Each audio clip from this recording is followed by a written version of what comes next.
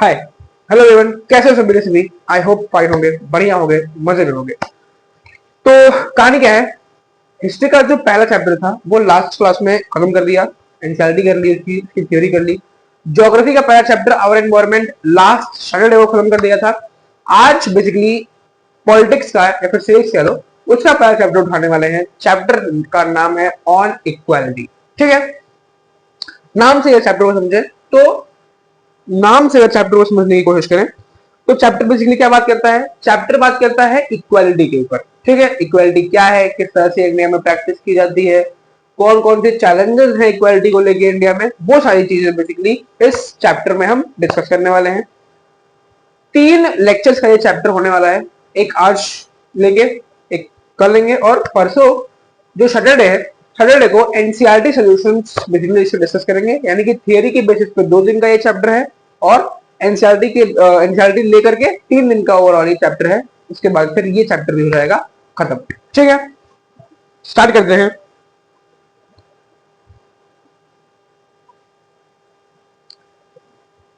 पहला टॉपिक है equality in Indian democracy. The Indian constitution recognises every person as equal. This means that every individual in the country, including male and female persons from all castes, religion, tribes, educational and economic backgrounds, are recognized as equal. ठीक है, तो basically जो Indian constitution है, constitution क्या होता है ये तो पता ही होगा क्योंकि क्लास 6 में कॉन्स्टिट्यूशन का एक पूरा चैप्टर पढ़ के आते हैं हम। तो जो इंडियन कॉन्स्टिट्यूशन है बेसिकली वो हर इंडिया के हर एक सिटीजन को इक्वली ट्रीट करता है, चाहे वो मेल हो, चाहे वो फीमेल हो, चाहे वो चिल्ड्रन हो, चाहे वो किसी भी कास्ट का हो, किसी भी रिलीजन का हो, किसी भी रेस का हो, उसको हम हमारा जो कॉन्स्टिट्यूशन है, इंडियन कॉन्स्टिट्यूशन, वो इक्वली ट्रीट करता है। ठीक है,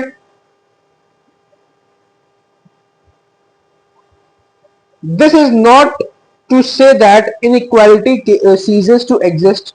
It doesn't, but at least in democratic India, the principles of the equality of all persons is recognized. ठीक है, तो इंडियन डेमोक्रेसी, इंडियन कॉन्स्टिट्यूशन जो है वो हर किसी को इक्वली ट्रीट करता है। इसका मतलब ये नहीं कि इंडिया में इनइक्वालिटी नहीं है, नहीं, इंडिया में इनइक्वालिटी एग्जिस्ट करती है आज भी, लेकिन फिर भी अगर हम ओवरऑल देखें तो जो कुछ, क्या कह सकते हैं हम उनको, जो कुछ प्रोविजंस हैं इंडियन कॉन्स्टिट्यूशन में वो काफी हद तक इनइक्वालिटी को प्रोहिबिट करते हैं। While earlier no law existed to protect people from discrimination and ill treatment, now there are several that work to see that people are treated with dignity and as equals. ठीक है, तो जहां पहले के time में लोगों के पास कोई भी राइट्स, कोई भी लॉज नहीं होते थे कि उनको इक्वल ट्रीटमेंट मिल सके, उसी के अगर पैरेलल में हम देखें तो जो आज का इंडिया है, जो आज का डेमोक्रेटिक इंडिया है, उस डेमोक्रेटिक इंडिया में हमको बेसिकली क्या देखने को मिलता है कि बहुत सारे ऐसे लॉज हैं, बहुत सारे ऐसे प्रोविजंस हैं इंडियन कॉन्स्टिट्यूशन में, इंडियन डेमोक्रेसी में, जो इक्वालिटी को स्टेब्लिश करते हैं और इनइक्वालिटी को प्रोहिबिट करते हैं। ठीक है, सुना नहीं नहीं, लेकिन मतलब वो नहीं करना। This recognition of equality includes some of the following provisions in the constitution. ठीक है, तो इक्वालिटी को मेंटेन करने के लिए, इक्वालिटी को चेक करने के लिए कि इक्वालिटी मेंटेन हो रही है कि नहीं हो रही है, कुछ प्रोविजंस इंडियन कॉन्स्टिट्यूशन में डाले गए हैं। कौन कौन से हैं वो प्रोविजंस? पहला है first that every person is equal before the law. ठीक है, तो पहला जो है वो पहला क्या है? Every person equal before the law. Every person is equal before the law. तो पहला जो प्रोविजन या फिर पहला जो हम कह लें कि पहला प्रोविजन कह लें या फिर पहला लॉ कह लें जो इंडियन कॉन्स्टिट्यूशन में मेंशन्ड है, जो ये प्रूव करता है कि इंडिया में इक्वालिटी मेंटेन की जाती है, वो ये है कि every person is equal before the law. इसका मतलब क्या है basically? What this means is that every person from the president of the country to Kanta, a domestic worker, has to obey the same laws. ठीक है, तो basically every person is equal before the law का मतलब क्या है every person is equal before the law का मतलब एक बहुत सिंपल सी चीज है कि जो इंडियन कॉन्स्टिट्यूशन में लॉ है, जैसे मान लो ड्रिंक एंड ड्राइव क्या है, ड्रिंक एंड ड्राइव एक अपराध है, ठीक है।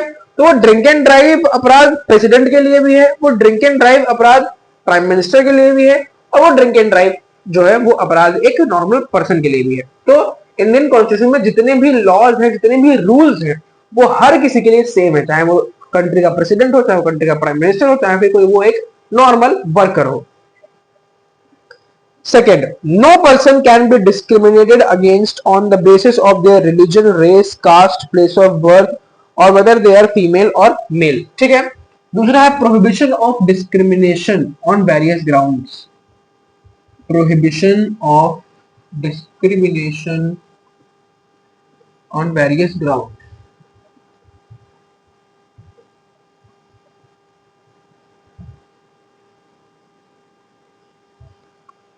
बेसिकली ये क्या है, ये जो पॉइंट है वो ये कहता है कि इंडियन कॉन्स्टिट्यूशन में, इंडियन डेमोक्रेसी में ये प्रोहिबिशन है, ये बंदिश है कि कोई भी इंसान को आप उसके religion, place of birth, caste या फिर वो मेल है फीमेल है, इस चीज पे उसके साथ आप डिस्क्रिमिनेशन नहीं कर सकते। जैसे फॉर एग्जाम्पल मान लो कि कोई एक महिला है, कोई एक पुरुष है, तो उनके बीच में आप डिफरेंस, उनके बीच में आप डिस्क्रिमिनेशन इस बेसिस पे नहीं करोगे कि वो व्यक्ति महिला या फिर पुरुष है, इस बेसिस पे डिस्क्रिमिनेशन नहीं हो सकता। Third, every person has access to all public places including playgrounds, hotels, shops and markets. ठीक है। तीसरा है equal access to public places, equal access to public places. अच्छा, अब जो ये वाला पॉइंट है ना कि equal access to every places, सबसे पहले तो बेसिकली ये पॉइंट कहता क्या है ये समझो। ये पॉइंट ये कहता है कि हर व्यक्ति को जितने पब्लिक प्लेसेस हैं, चाहे वो पब्लिक टॉयलेट्स हो, पब्लिक बस स्टैंड हो, पब्लिक रेलवे स्टेशन हो, वहां पर जाने की आजादी होती है, कोई किसी को भी वहां पर जाने से रोका नहीं जा सकता।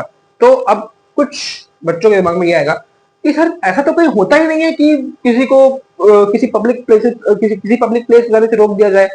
तो ऐसा होता था, आज से ज्यादा नहीं, 70-80 साल पहले जाओगे तो 70-80 साल पहले का जो इंडिया था उसमें ऐसा होता था कि कुछ जो लोअर कास्ट के लोग थे उनके साथ इस हद तक डिस्क्रिमिनेशन होता था कि उन लोगों को पब्लिक प्लेसेस पे भी नहीं जाने दिया जाता था। जैसे पब्लिक वेल्थ हो गए, पब्लिक टॉयलेट हो गए, वहां से भी उनको डिस्क्रिमिनेशन, वहां पे भी उनका डिस्क्रिमिनेशन होता था, वहां पे भी उनको प्रोहिबिट किया जाता था कि इस पर्टिकुलर कास्ट के लोग पब्लिक प्लेसेस को, पब्लिक फैसिलिटीज को एंजॉय नहीं कर सकते हैं।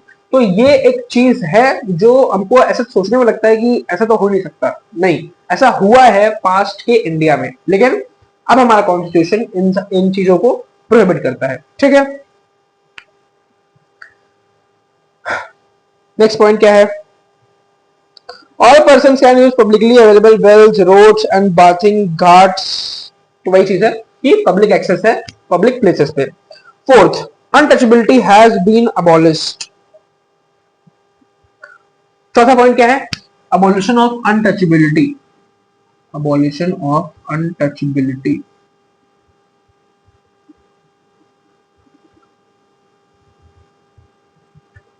ठीक है। अबॉलिशन ऑफ अनटचेबिलिटी का मतलब क्या होता है बेसिकली, सबसे पहले तो ये बता दूं कि अनटचेबिलिटी का मतलब क्या होता है। अनटचेबिलिटी मतलब छुआछूत। पहले के टाइम में क्या होता था, पहले के टाइम में बेसिकली जो छोटे कास्ट के लोग होते थे, बड़े कास्ट के लोग जैसे ब्राह्मण हो गए, क्षत्रिय हो गए, ये जो छोटे कास्ट के लोग होते हैं, शूद्र हो गए जैसे ये लोग, तो ये लोग उनको टच नहीं करते थे। वो लोग कोई अगर चीज को टच कर देते थे तो ये लोग उसको अवॉइड कर देते थे कि इन लोगों ने तो उसको टच कर दिया तो ये गंदी हो गई है। तो वो जो डिस्क्रिमिनेशन था अनटचेबिलिटी का, वो उसको हमारे कॉन्स्टिट्यूशन ने उसको भी अबॉलिश किया है कि अब अनटचेबिलिटी की जो प्रैक्टिस है उसको कोई भी प्रैक्टिस नहीं कर सकता है। ठीक है। तो बेसिकली ये 4 पॉइंट्स हमारे इंडियन कॉन्स्टिट्यूशन में ऐसे हैं, ये 4 पॉइंट्स हमारे इंडियन कॉन्स्टिट्यूशन के, ये 4 ऐसे फीचर्स हैं जो ये डिस्क्राइब करते हैं इंडियन कॉन्स्टिट्यूशन के बारे में कि इंडियन कॉन्स्टिट्यूशन अपने हर सिटीजन को इक्वली ट्रीट करता है, और अगर नहीं भी कर पाता है तो एटलीस्ट ट्राई करता है कि वो अपने हर सिटीजन को इक्वली ट्रीट कर सके। ठीक है.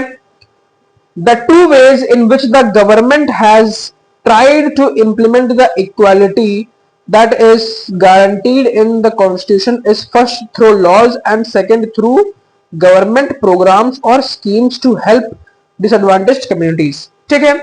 तो गवर्नमेंट ने चेंजेस प्रोड्यूस किए हैं, गवर्नमेंट ने इक्वालिटी में चेंजेस प्रोड्यूस किए हैं कि लोग पहले लोगों का अनइक्वल ट्रीटमेंट होता था, लेकिन अब लोगों को इक्वल ट्रीटमेंट मिलना स्टार्ट हो गया है. तो गवर्नमेंट ने चेंजेस प्रोड्यूस किए हैं, लेकिन ये चेंजेस दो तरीके से प्रोड्यूस किए गए हैं. पहला, कॉन्स्टिट्यूशनल प्रोविजंस की हेल्प से,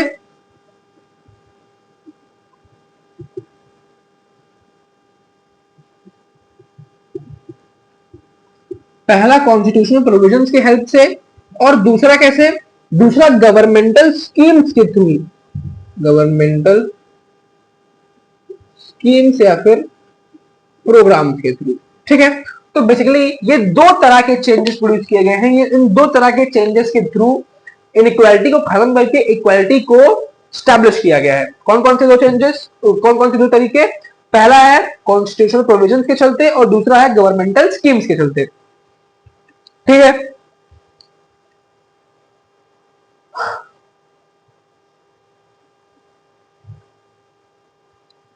There are several laws in India that protects every person's right to be treated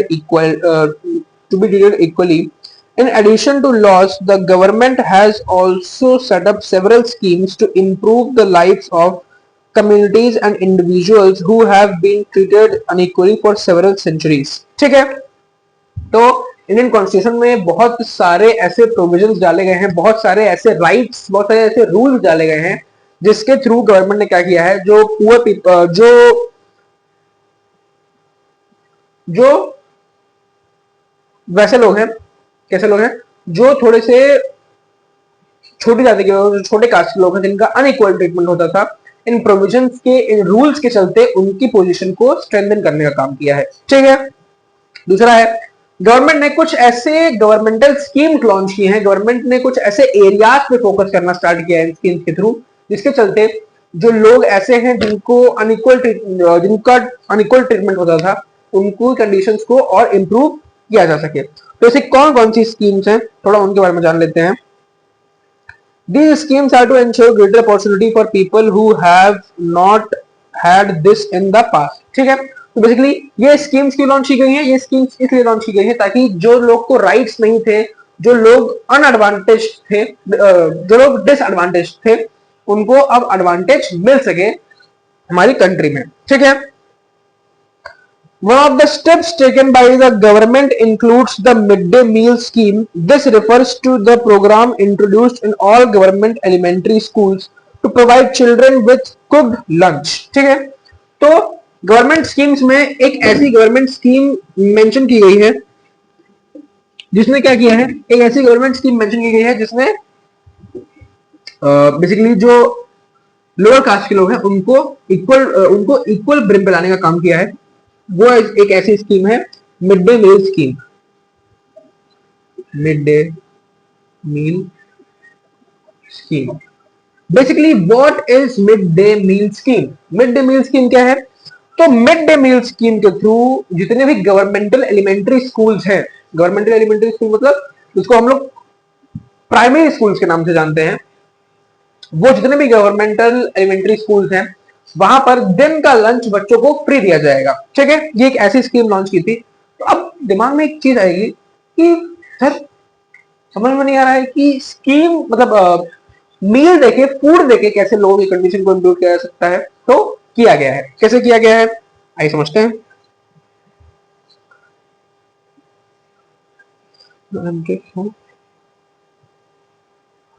Tamil Nadu was the first state in India to introduce this scheme, and in 2001 the Supreme Court asked all state governments to begin this program in their schools within 6 months. ठीक है.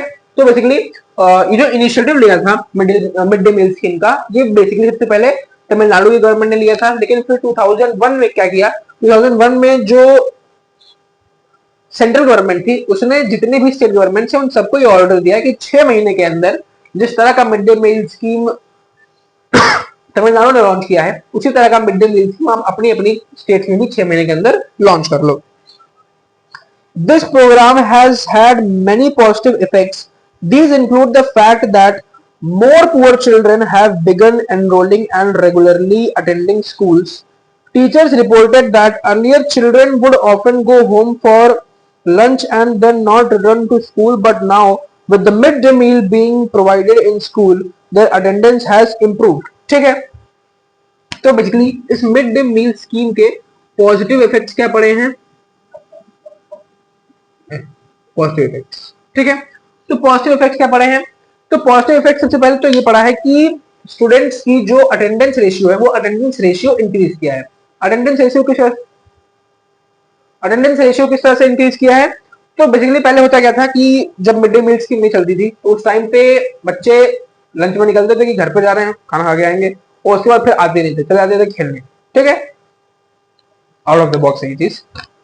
तो अब जब mid day meal scheme launch की गई, जब बच्चों को दिन का खाना स्कूल में मिलने लगा, तो वो स्कूल में रहते थे और फिर पढ़ाई करते थे, जिसके चलते क्या होता था, जिसके चलते ये हुआ कि बच्चों का जो अटेंडेंस रेशियो था वो बच्चों का अटेंडेंस रेशियो इंक्रीज हुआ। Their mothers who earlier had to interrupt their work to feed the children at home during the day now no longer need to do so. This program has also helped reduce caste prejudices because children of all states of all castes in the school eat this meal together, and in quite a few places Dalit women have been employed to cook their meal. ठीक है, तो basically पहला तो ये effect है कि बच्चों के अटेंडेंस रेशियो इंक्रीज हुआ है, बच्चों की पढ़ाई में जो डिस्टर्बेंस आता था वो डिस्टर्बेंस रिड्यूस हुआ है। डिस्टर्बेंस कैसे रिड्यूस हुआ है कि जब मिड डे मील स्कीम में चलती थी तो जो मदर्स होती थी वो बच्चों को फीड करने के लिए स्कूल में आ जाती थी, जिसके चलते क्या होता था कि स्कूल का जो एडमिनिस्ट्रेशन है वो स्कूल का एडमिनिस्ट्रेशन कुछ टाइम के लिए रुक जाता था। लेकिन अब मिड डे मील स्कीम के चलते वो एक प्रॉब्लम जो है उसका सोल्यूशन निकाल दिया गया है, उस प्रॉब्लम को खत्म कर दिया गया है। तीसरी चीज, बेसिकली जो कास्ट प्रिजुडिसेस होते थे, मतलब कास्ट प्रेजुडिसेस मतलब बेसिकली कास्ट के बेसिस पे किसी के लिए स्टीरियोटाइप्स बनाना, कास्ट के बेसिस पे किसी के साथ डिस्क्रिमिनेशन करना, उसको खत्म कर दिया गया है। क्यों? क्योंकि अब मिड डे मील स्कीम के अंदर क्या होता है कि हर कास्ट के बच्चे, चाहे वो ब्राह्मण के बच्चे हो, चाहे वो क्षत्रिय के बच्चे, चाहे वो शूद्र के बच्चे हो, वो सारे बच्चे एक साथ बैठ के खाते हैं, तो उनके अंदर से जो कास्ट के लिए इनइक्वालिटीज थी वो निकल जाती हैं।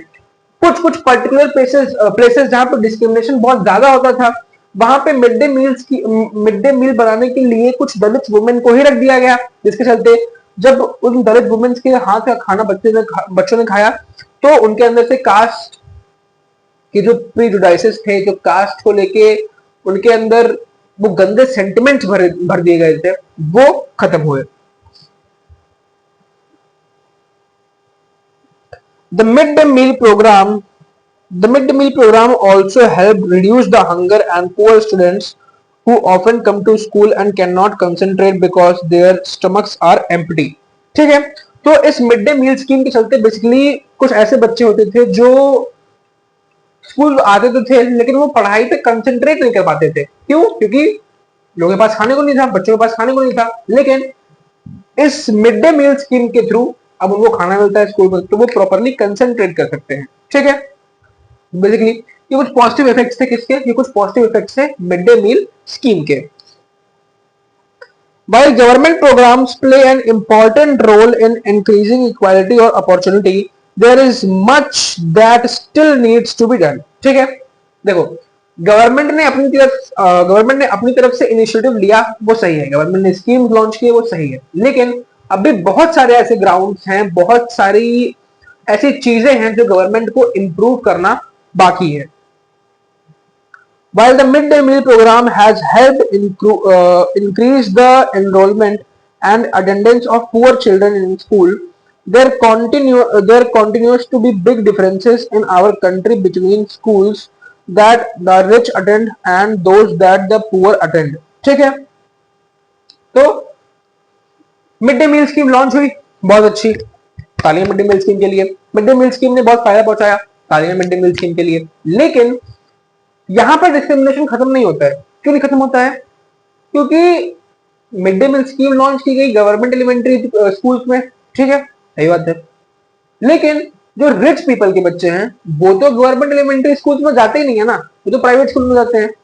तो ये मिड डे मील स्कीम का जो ऑब्जेक्टिव था, मिड डे मील स्कीम का जो ऑब्जेक्टिव था कि हर बच्चे को इक्वली ट्रीट किया जाए, हर बच्चे को इक्वल पॉइंट पे लाया जाए, वो नहीं हो पाया। क्यों? क्योंकि पहले ही डिस्क्रिमिनेशन हो गया, बच्चों के स्कूल में आने से पहले डिस्क्रिमिनेशन हो गया। क्यों? कि कुछ बच्चों का स्कूल उतना अच्छा नहीं है, कुछ बच्चों का स्कूल बहुत अच्छा है, तो वो डिस्क्रिमिनेशन तो पहले ही हो गया।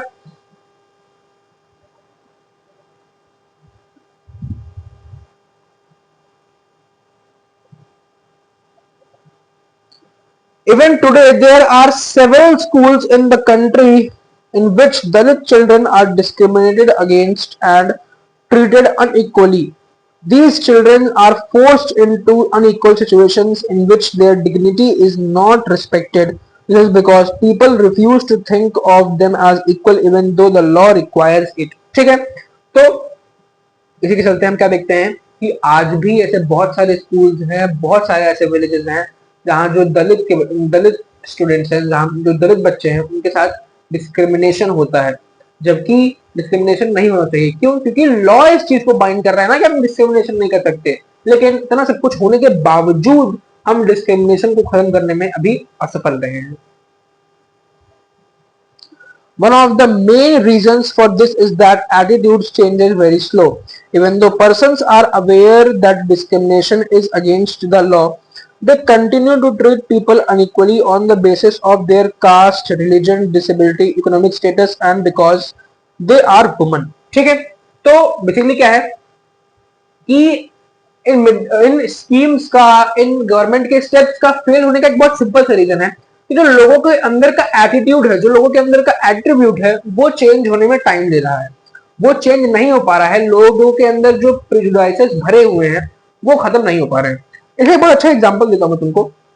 अगर तुमको चेक करना है ना कि तुम्हारे घर में डिस्क्रिमिनेशन खत्म हो गया है कि नहीं, तुम्हारे घर में तुम्हारे घर वालों के माइंडसेट से डिस्क्रिमिनेशन खत्म हो गया है कि नहीं, तो एक बहुत प्यारी चीज चेक करना कि जब भी कोई तुम्हारे जानने वाला रिलेटिव आता है, मान लो चाचा जी आए, फूफा जी आए, तो उनको तो उसी सेम कप में चाय दिया जाता है जिसमें तुम पीते हो। लेकिन मान लो कोई बाहर से आया, मान लो कोई वर्कर आया, कोई कारपेंटर आया तुम्हारे घर पे काम करने, तो उसको एक अलग से गंदा संदा जो कप होगा, एक मतलब गंदा संदा का नहीं भी होगा, तो एक ऐसा कप जिसमें आप लोग नहीं पीते होगे कभी, उसमें चाय दी जाती होगी, उसमें पानी दिया जाता होगा।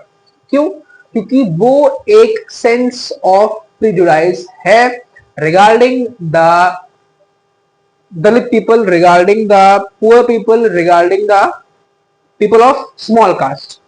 क्यों? क्योंकि हमारे फैमिली वाले भी जो है वो यही सोचते हैं कि पता नहीं किस कास्ट का है, तो छोटी कास्ट का हो, अपने कप में क्यों चाय पिला दे, जिस कप में हम पीते हैं।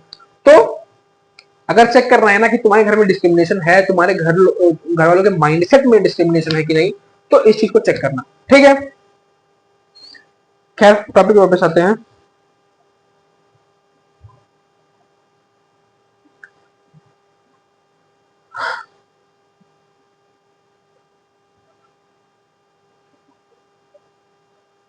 It is only when people begin to believe that no one is inferior and that every person deserves to be treated with dignity, the present attitudes can change.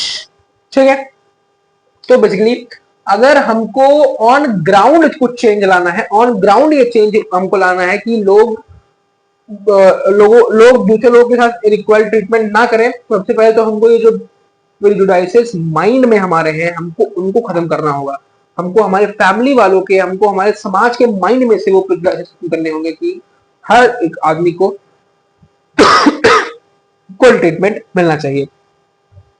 Establishing equality in a democratic society is a continuous struggle and no one in which individuals as well as various communities in India contribute to, and you will read more about this in this book. ठीक है, तो वही चीज कही गई है कि inequality को खत्म करना डेमोक्रेसी से is a major big big big task. क्यों? क्योंकि हमारी आजादी को 70-75 साल हो चुके हैं, 76 साल हो चुके हैं शायद, हो गई 97 में ना, 47 में, हाँ 76-77 साल हो चुके हैं, 76-77 ईयर्स हो चुके हैं।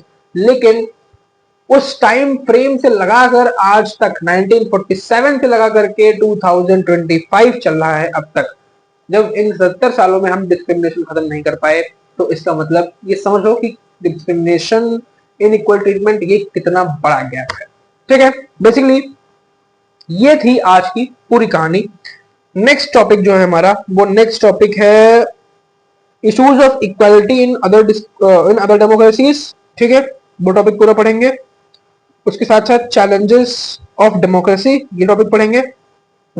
कल बस इतने पढ़ेंगे और परसों इसकी एक्सरसाइज करके इस चैप्टर को भी कर देंगे खत्म। ठीक है, तो इसी के साथ एंड करते हैं आज की क्लास को। तब तक अपना ध्यान रखो, पढ़ते रहो, मस्त रहो, दिन मजे में रहो। बाय।